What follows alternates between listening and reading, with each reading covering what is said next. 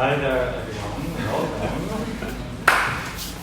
So first of all, I want to warn you, you're not just going to sit down and listen, okay? So be fair. So let's just wait before everyone comes in.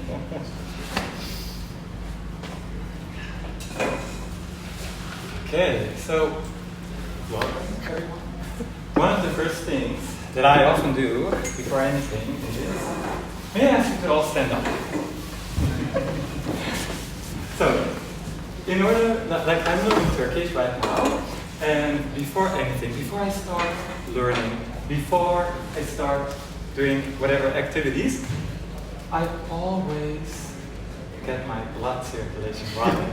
So I jump a little bit, I move, I dance, so jump, move. We're going to do exercises, that's why I'm asking you to also move. So even if it's a little bit, doesn't matter how, but like, and sometimes it can be as little as just 30 seconds. I mostly do a few minutes. You can just stretch. Make noises. It's all out. When you speak a language, you have to sort of make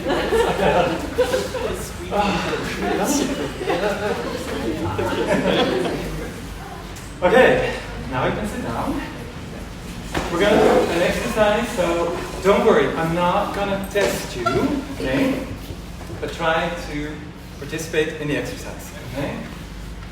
Let me even see if I remember the words myself, so with them now. I'm just going to read, or let me just try to do it like this, but I'm just going to say a few words and try to memorize as many words as you can. Oh, but before that, now we need focus. In order to get focused, what I always do, I close my eyes.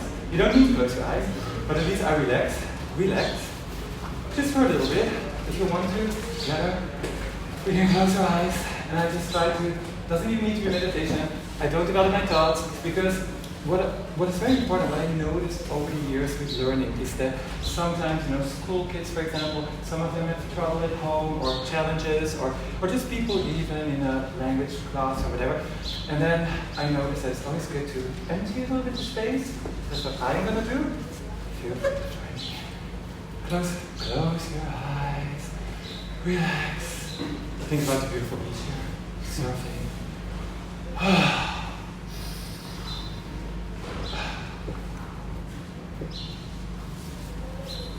Don't forget to breathe back to the lungs. And forget it all. Even if you have a challenging day of work, doesn't matter.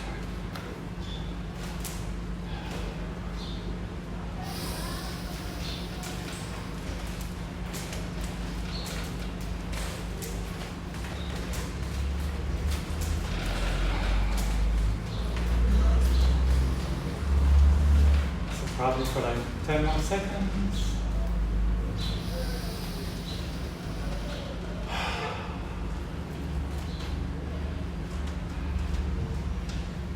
Okay, let's start with a little exercise. Okay, I'm going to say a few words and just try to memorize as many as you can. So you're in a safe space. I'm not going to ask anyone like how many words you remember, but just keep account for yourself, okay? Okay. Beach. Green, apple, tear, elephant, cuddle, kiss, nostalgie, smell. 9 words. Now, just for yourself, in your mind, try to remember a few of them, okay? You don't need to tell me how much, but just try to memorize the words that I said, okay? Now, you can write it in your phone if you want to as the exercise, or just for yourself to see how many words you remember. I know I went fast.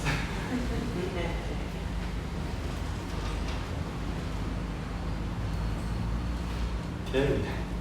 Was it an easy exercise for you guys? Was it? Oh wow, very good. Oh wow. It's a bit, but in general you thought it was, oh wow, that's all very good, but in general it was challenging or easy? Can you voice it? The first words are easier to remember than because of here, yes, the context, yeah. Or why were the first words easy? I was concentrating on trying to remember the first words, so I didn't really listen to the last ones. Got it. Okay, I totally get it. Hey, now listen again, okay? I'm gonna use the same words and try to memorize them again. You get a second chance, but it will be in a different way, okay? We all of us, we're going to the beach, okay? We're eating together green apples. They're very tasty. Suddenly, an elephant is coming. The elephant is crying. Lots of tears are coming from the elephant. And the elephant asks us and tells us, I want a kiss! That's a bit strange to give a kiss to an elephant. So we call the elephant. This must be in a book. We write a book about it. The book smells, because it's not an e-book, it's a real book. The book smells like nostalgia. Okay, I didn't tell you this. What is very important when you learn, making connections. And so, first of all, I think like the second time, it was easier not to memorize now or not? Because you have a context, you saw it. Or does anyone want to share what was your process for the second time to memorize it when I said it? If anyone wants to share. Visualizing the story. Very good, yeah. Did anyone do something else besides visualizing? Never. I was trying to find the one where I could remember the first one. Very good, yeah, because then you already have this solid base, or I mean hopefully, and then build upon it, very good. So another thing that is also very good when you learn is like feel it, smell it. Like for example, the apple, the elephant, and when you create your own story to memorize something, make it as crazy as you can. It wasn't even that crazy, but you know, there's like, everyone has different sensibilities, that's why. Just kidding. So make it as crazy as possible because it will absolutely stick in your brain. Okay, now I want to ask you guys, so who here in this group has already learned, let's say, at least one foreign language that is not your native language or a language you grew up with? Oh, wow. How would you define learning? Oh, wow, we're going to talk about that. That's a good question, yeah. No, it doesn't really matter. So I would say with learning, let's say that you learn the language and that you're able now to, let's say, at least on tourist level, get by. Doesn't need to be perfect, but let's say you learn Portuguese and that you can sort of communicate a little bit in Portuguese, that you can say, I don't know, just for travel purposes, for example. That kind of level, so not just I buy. So, yeah. Okay, so please can all those people who did that put up their hands, please? Okay. So, may I ask you too, so first of all, I'll pass you first, if you don't mind. So, what language was it? So there's 4 languages. I learned most of my languages. Okay. There were English, Spanish, Norwegian, and Basque. Euskadi. Oh my god, that's interesting languages. So, may I ask you, do you have a process? Like, for example, for learning these languages for yourself? And if so, can you share it with us?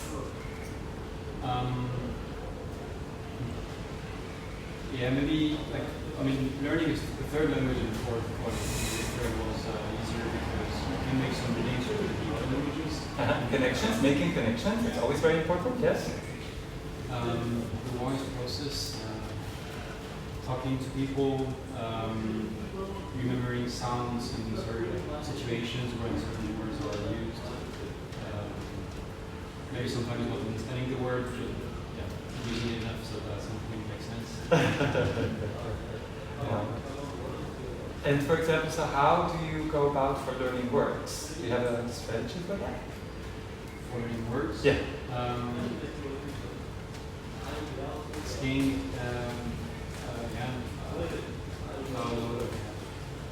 hard to remember. No worries, that's all fine. So may I ask you, even if you did not learn a language, so do you believe that there is a language gene? And do you believe that, for example, I learned many languages over the years, so do you think then that for me it's easy?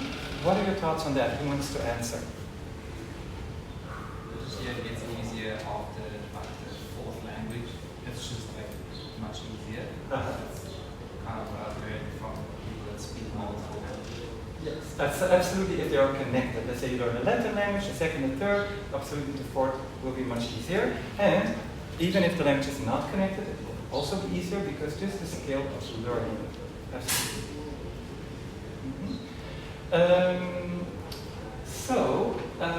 Do you also think, is there a best way to learn a language? You think yes? Like to be immersed in the culture. Like to learn it in time deep in. But how do you do that? How do you immerse in the culture? Let's say you want to learn French. You have no other choice. You go to France. For example. But I think nowadays with the online opportunities you can also learn it online, and I don't necessarily think that you need to. That said, I actually believe about the best way. There is a best way, but only a best way for you as a person, I believe. So now, when people ask me, you have the language gene, is it easy for you, is it hard work? Actually, for me, it's not hard work. It's not easy, not difficult. It takes time. I just love it so much. It's just, wow. It literally helped me thrive in this world. And I didn't realize it. So I'm a language learning nomad. And my language learning started out of pragmatical reasons because when I was a kid, I actually was kidnapped for 7 years. Then the police found me years later. I mean, I'm simplifying the story. Is that then I had to learn the language of the country where my biological parents were living, and then, oh my gosh, this was a whole thing. Practically, I had to learn it. Now, the language of my kidnappers, I almost wanted to forget it until one moment. So, I will share with you a few benefits of language learning, and also how I connected with healing and why it's, I believe, so important. So, one day, I went to a job agency, and I didn't have any money anymore, and so I said that, okay, I really need a job, but then they didn't have a job for me. Too bad. I gave my resume, they saw that I spoke Dutch. I lived in a Dutch family as a kid, so I had to learn Dutch. Now, the next day because she saw that I spoke Dutch, she came back to me and she said to me, wow, we absolutely have a job for you, and I made more money than my engineer friends. Little things like that. So this is a benefit that languages can have. Now, even if you learn languages that might not be economically worth it, the fact, what I over the years have seen, I often got jobs, nothing to do with languages, but just on LinkedIn or on other apps or platforms where people were like checking and they were just curious about me because it's not so common. People don't see it so often. Now, you might think, I don't speak 40 languages or 20 or 30, of course. But let's say you're an English speaker and you just speak a few. I personally, like you would stand out of the crowd for me already. So that's why it can always be really good. Now, another thing that I had to learn as well, that I also recommend you, is talk to a stranger. It's a lot of fun. Well, when you learn languages, as you also explained, I mean, you were talking to the people practicing the language. Your third and fourth at least. You absolutely have to talk to strangers, and that is an amazing moment as well, because when you talk to strangers, you also learn a lot about yourself. And a lot of language skills that I believe that are important, like for example, resilience is a very important thing, because, so people always ask me, how long does it take to learn a language? Do you have any ideas about that? Does anyone want to? I took 10 years. To learn? Portuguese. Oh, okay. Well, what do you mean by 10 years? That you will reach a certain level of fluency? Yeah, where I was confident enough to engage with strangers in that language, I guess. Nice, yeah. Wow. But until then, I wasn't really confident enough. And of course, once you've got the confidence to talk, then it improves exponentially because you're using it a lot more. Absolutely, yeah. So I definitely recommend that when you learn languages, like there are ways that can really help you. Now, whatever I'm going to tell you now, try to always find things that you love, that you really like, okay? But there are some apps that can help you. So vocabulary learning is a very important thing when you learn languages. Now, can anyone perhaps share with me how they learn vocabulary?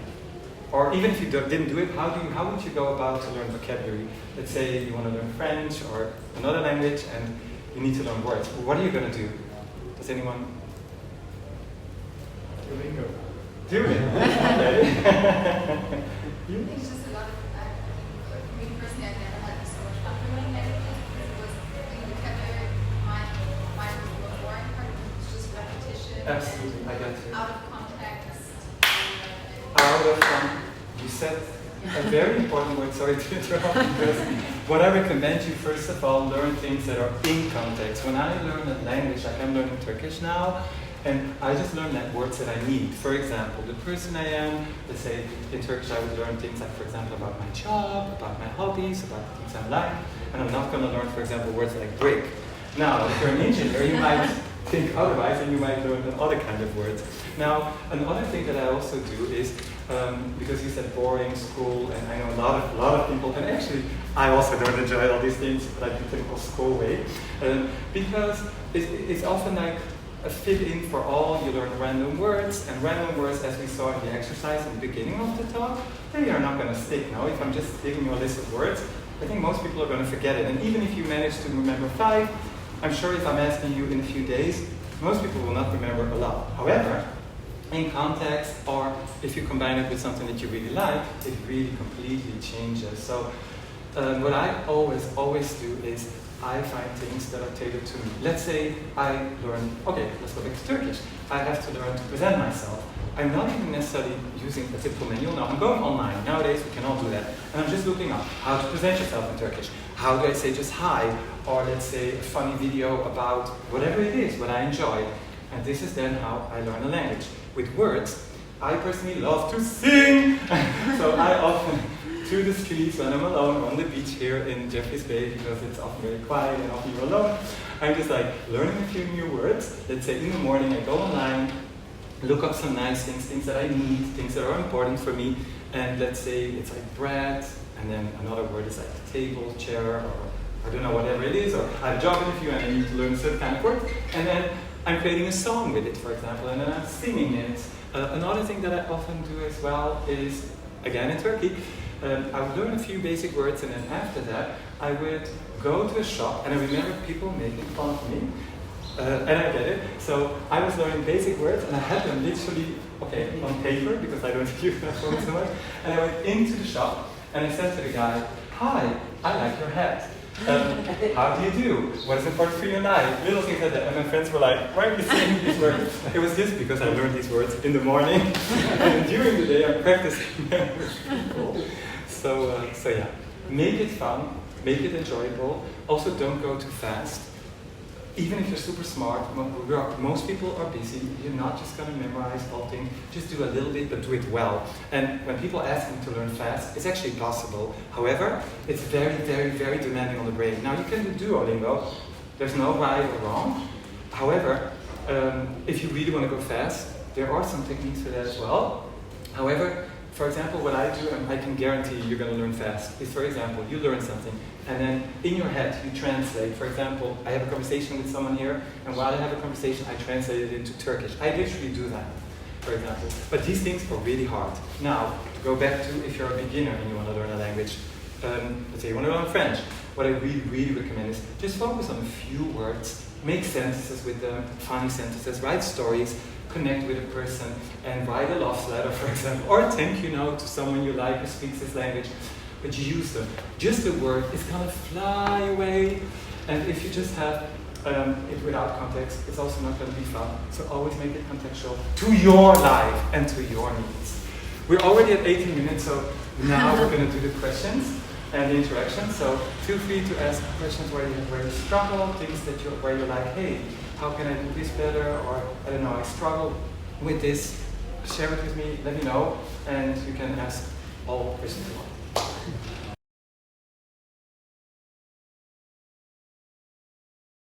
Very good question. Well, to be honest, I just mix them up sometimes. It's human. It's very human. Now, the rule in general is when I have a solid base in the language. What does it mean, a solid base? A solid base means that if I acquire the basic grammar, 2,000 or 2,500 words, but like I know them like really actively. In that from that moment on, the language will always stick. For example, I know there are Russians here in the audience. I learned Russian many years ago. It was, oh my God, when was this? In 1998. Oh my God, 1998, 1999. And so, even though it's a long time ago, I can still communicate because I had a solid base. Now, there are also languages where I don't have a solid base. For example, Hungarian. And I did learn it quite well, but it's not solid. And then, let's say, the other day I met a person, actually in Cape Town, I was learning Osa, and then she said to me, I heard you spoke Hungarian. I'm like, oh my god, my whole brain was and yes, I mix it up. And that's fine. That's absolutely fine. Now, if you need a profession, or if you say, hey, I want to go to the next level, as I said, make sure to have a solid base. And that just takes time.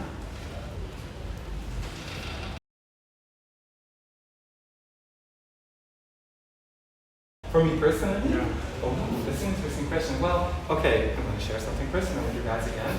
I thought it would be Hungarian, but the thing is, when I was living in Hungary, I lived in a Hungarian-speaking family for 1 month, and then I learned the words. Everyone told me, the words are so long, they're so different from your native language. That said, you know what happened? Okay, so I actually fell in love with the words. So what happened is, like, some of the words that I learned in module, they were so strange to my brain, and it just struck me. So it interested me.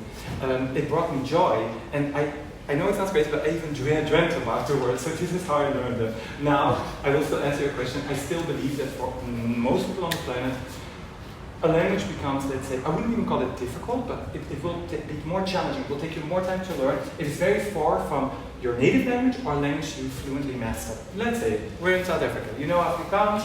You're going to go to the Netherlands, it's going to be in no time. Now, if you are from here and then you're going to Turkey with a completely different structure, will take more time. Now, a level beyond, you're going to learn Arabic, another alphabet, or even Chinese, will take you even more time. Now, it's not difficult, just will take more time. Does that answer your question?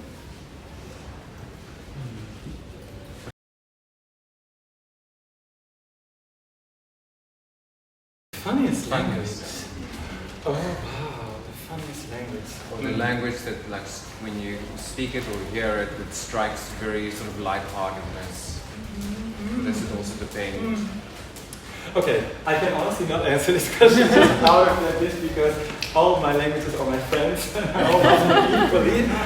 That said, I'd say perhaps Danish.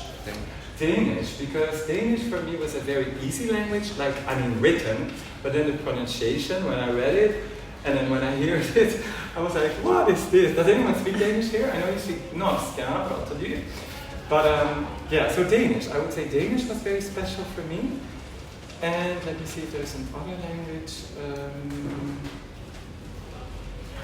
Danish. So, yeah. Are there any struggles or things where you're like, hey, how?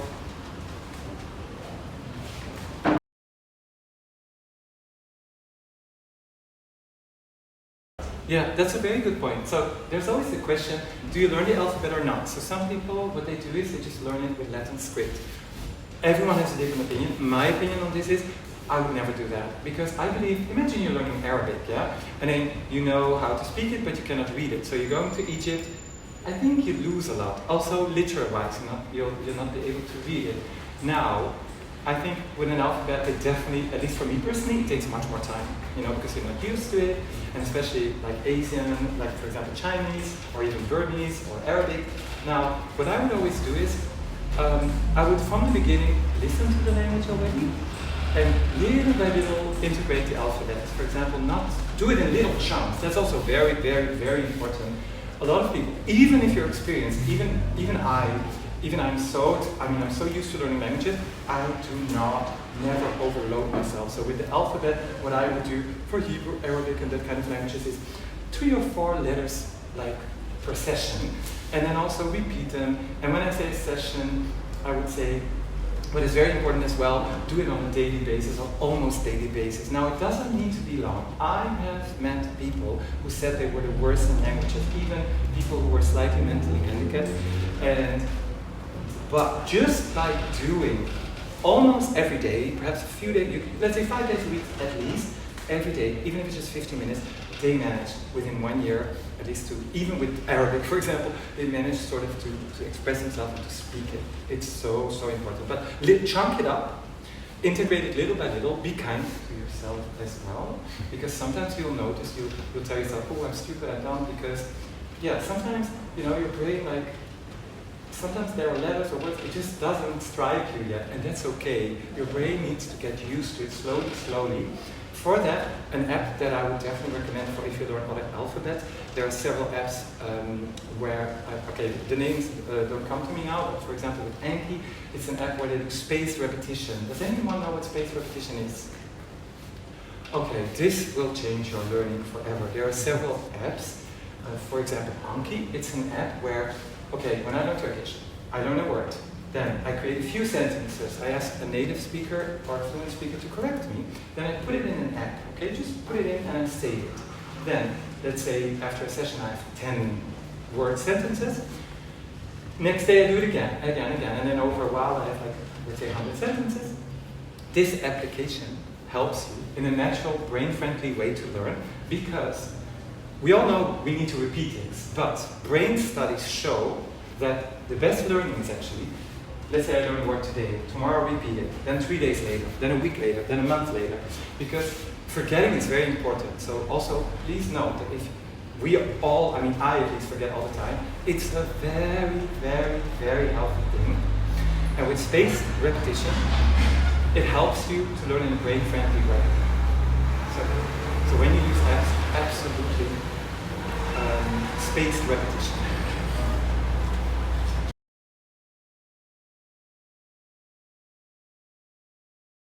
Oh wow, beautiful question. So the first part of the question, do I do listening, writing, let's say the four main skills which are listening, writing, reading, and speaking. In my case, I do all of them. And the reason, now there are millions of opinions. The reason why I do all of them is because they all depend on each other.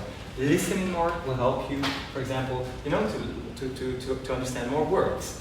Reading will help you greatly to understand things better. So I do all of them. Yeah. Now the second part of your question was for the writing. Yes.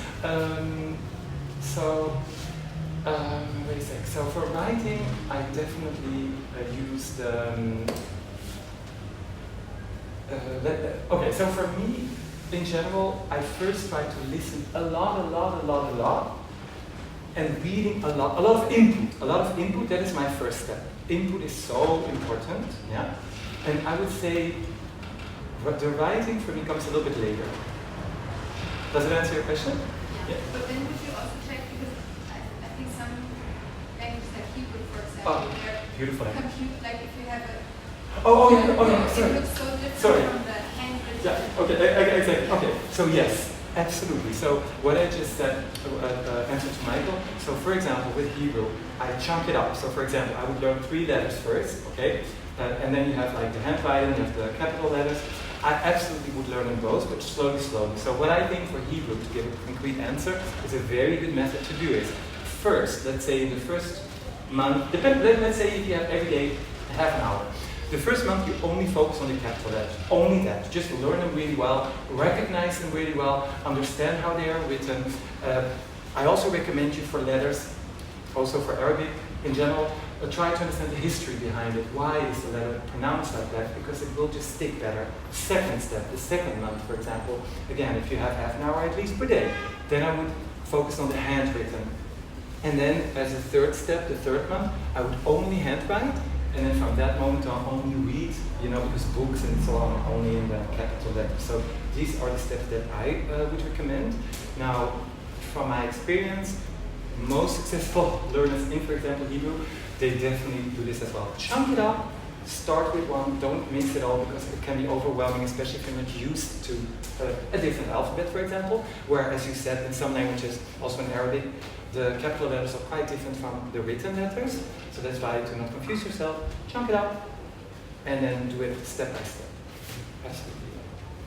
Another thing that I also wanted to share with you that is really important is that understand how you learn, what your learning style is. So when I was in school, so I'm very kinesthetic. I'm not going to explain all the learning styles, but just in a quick note, you have visual learners, you have auditive learners, and kinesthetic. There's more to it, but these are just the general ones. Now, we all are predominant, mostly one of them or two of them. So that it's really important to understand that. That's the first thing. You can find out by doing tests online, but also just by trying it out yourself. The second thing is, in my case, I give you my example, I'm an auditive and kinesthetic learner. So I need to listen a lot, and also I move all the time. So when I'm learning, I'm doing like this. It made me lose my jobs a lot when I was still in regular jobs because I could not, I was always working like this. And answering clients, so that's why I'm a nomad, not by choice, but there's this, I have to just do my own thing, and I'm very happy about that also at the same time. Try to really find out how you learn. So, most people are visual, but even if you're visual, it can still be good to understand if you're also kinesthetic. Kinesthetic means moving, that you need shapes, you like seeing shapes and forms, and for your learning, like in my case, for me, my brain to work, if I don't do like this, I'm just not going to memorize anything, okay? But that is different for everyone, and I really, really recommend everyone to really take time to find that out, and also try out different forms of learning. And as I said, some people like to follow a structure in a book, and you can also do your own, which is you buy a book, but instead of following all the boring dialogues, you look at them, and then you look them up online. Let's say first chapter in French is like presenting yourself, and then you go online, how do I present myself in French, and look up several sources, because also, let's say you learn the beginning words about how to present yourself, it's really good to see it in different styles. So in your manual, in your learning book, then online, then perhaps in another context, or if you have the opportunity to have several manuals, nowadays online it's actually quite easy, to find a wealth of source. So try to really read a lot of different things. It's so much more fun to memorize it because basically it's less work because your brain sees it over and over again in different contexts. Very, very useful for brains. So yeah. We're at the 30 minutes now. There's so much more to this.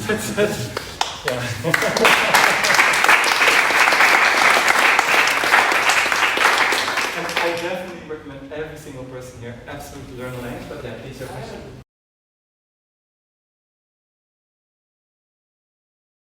Okay, so I would say at least 10. So I can work in 10 languages, I can travel in 20 languages. Then when I go to the 30 and even the 40, I would say, because honestly for me it's not easy, to have them all there, but let's say if I travel to some countries from where I've learned the languages, I go to Thailand, I go there, nothing is lost, okay? And also for you guys, because I think we all people always tell me, oh, I forgot the language, Yes, that's normal, but if you've learned it, it's somewhere there. So if I go back to Thailand now, the alphabet is already a bit familiar. Yes, I forgot many words, but if I put myself back into it, it will still come back. It will be still more useful than if I would never have done it, for example, okay? So yeah, but 10, 20 for travel, and then 30, 40, let's say if I go back to the country where it's spoken, or if I'm in touch again with a person who speaks that language, then at least I have a bit of a base, and I will not be daunted by, oh my gosh, this alphabet is super difficult, or the words are like this. 40 languages, wow. I mean, I feel we're so lucky that someone like you chose to come to Jeffrey's Bay and that we can have this opportunity to learn from you. So thanks so much, Amnon. Yeah, it was a pleasure.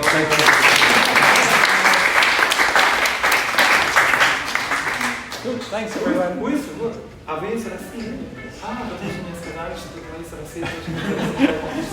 Потому что я сказал, что много лет назад я изучал русский язык. Я уже более 20 лет назад. Я жил в течение 6 месяцев в Москве. И изучал русский язык. Я бы не сказал, что я забыл, потому что на самом деле русский говоришь быстрее. Откуда же ты? Сибирь. Сибирь. You speak Russian better than you speak English. It was one of my first languages, but it's 20 years ago. But it was definitely one of the first languages I learned. Yeah. Oh, I loved it so much because when I was in, I was actually living in Western Europe, and then I was like, where do I want to study? And at the time, Russia was very exotic, so I was thinking, let me go to Russia. I didn't know anything about it, so yeah, it was one of the big love of my life, big love. You spoke English without accent. The greatest compliment. My brain just exploded. You didn't. You studied 20 years ago, and you still speak like. But I met a lot of Russian speakers over the years. But so, still. But this is what I mean about the solid base, what someone asked. Once you have a solid base, that's also with your native language. Yes, you also can forget a little bit, but you will always understand it. It will always stick. And that's why I recommend every single person here if you did not yet reach fluency in another language than your native language or languages, at least do one, because it's so rewarding, and you'll be 80 years old, you'll understand it, you can read a book. And even if it's a bit rusty, that's okay. You don't need to be perfect, you know? Even in my native languages, for example, because I haven't spoken them for years or not on a regular basis, even then sometimes I'm like, oh my gosh, what is that word, how do I say it? It's okay, it's the human brain, it doesn't matter.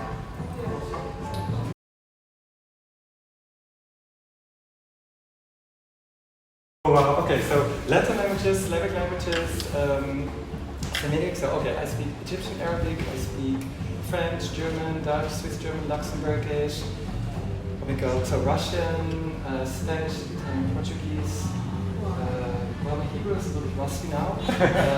What else is there? So Turkish, I would say almost now as well, so actually there's a bit more. No, my Bulgarian not yet, but soon. Asian language? Well, I did learn Chinese, so I once had a couple partner and lover from Australia, and then we were in a relation, and then after the relation together, he had a Chinese girlfriend, and then they wanted to have children. I'm more flexible, so then I wanted to learn Chinese so that I could communicate with their children. So I took 10 lessons or a bit more, and I learned like 400 characters. Now I'm not fluent, but like I learned a little bit of the basis. I don't have the solid basis, however. But I did learn, the language. And I remember, I got very bored as well with learning the characters. You know what I did? This is from Define Your Own thing. But what I did is, I had to go in the metro. I was living in Paris at the time, and I went in the metro to see a client, or sometimes I would work from the library. And then I did like the characters with my both left and right hand. I was making them like this, and this way they stop. And I can tell you that even though it's a long time ago and I didn't learn it like Russian, for example, still a lot of those characters, I still know them. Just because I remember I was in the metro doing like this, and all people were looking at me, and they were all like, "Oh, what are you doing? Are you learning Chinese? How to do that?" So it's the combination of the fun fact that people all looked at me. I will never forget the fact that I did it with the two hands, and it's a memory that I create. Oh, now when we talk about this, a very important thing: have a notebook ready with all your learnings, but also with language learning. It can be on your phone if that works for you, and write down the date and the context. It might sound like silly, but now you asking me about Chinese, just because I said like I did it with my two hands, people thought it was a bit crazy. Also, I was sometimes in a beautiful dress, so even more attention, and I remember how people reacted, and then I did this and this, and so this whole context makes me even better remember it. Does it make sense to you? So for all your learning, get as much context in it, and your brain will love you for that. Thanks so much. Okay, well,